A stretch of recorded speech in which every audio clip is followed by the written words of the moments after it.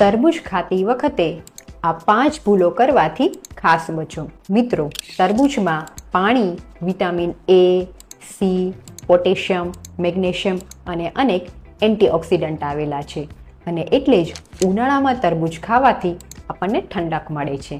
જો તમે પણ એવું ઈચ્છતા હોય કે આ તરબૂચ ખાવાની મજા મળે પણ સજા ન થાય તો તરબૂચ ખાતી વખતે આ 5 બાબતોને ખાસ ધ્યાનમાં રાખો. તેમાં પણ 5મી બાબત ખૂબ અગત્યની છે. સૌથી પહેલી બાબત કે આ તરબૂચને હંમેશા 3 થી 5 વચ્ચે જ ખાવું જોઈએ, કારણ કે સવારે ભૂખ્યા પેટે અથવા તો જમ્યા પછી તરબૂચ ખાવાથી તે પચવામાં ભારે પડે છે અને અપચો કરે છે.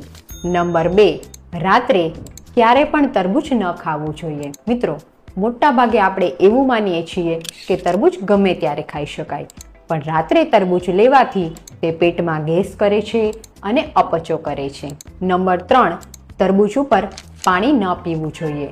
તરબૂચમાં આશરે 90% જેટલું પાણી છે, માટે તરબૂચ ઉપર જો પાણી પીવામાં આવે તો તે આપણી પાચન શક્તિને નબળી બનાવે છે અને અપચો કરે છે. માટે તરબૂચ ખાધા પછી ઓછામાં ઓછી 30 મિનિટ પછી જ પાણી પીવું જોઈએ.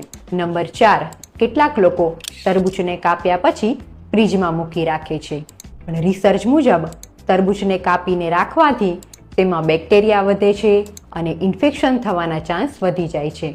માટે તરબૂચને હંમેશા કાપીને તરત જ ખાઈ લેવું જોઈએ. અને નંબર 5, તરબૂચને ક્યારે પણ દૂધ સાથે ન લેવું જોઈએ. જેમ કે તરબૂચનો મિલ્કશેક બનાવીને ન લેવું જોઈએ, કારણ કે આયુર્વેદ મુજબ તરબૂચને દૂધ સાથે લેવાથી તે વિરુદ્ધાહાર બને છે અને તે પાચનને અને ચામડીને લગતા અનેક રોગો કરે છે. માટે જ્યારે પણ તમે તરબૂચ ખાઓ ત્યારે આ 5 બાબતોને જરૂરથી ધ્યાનમાં રાખો.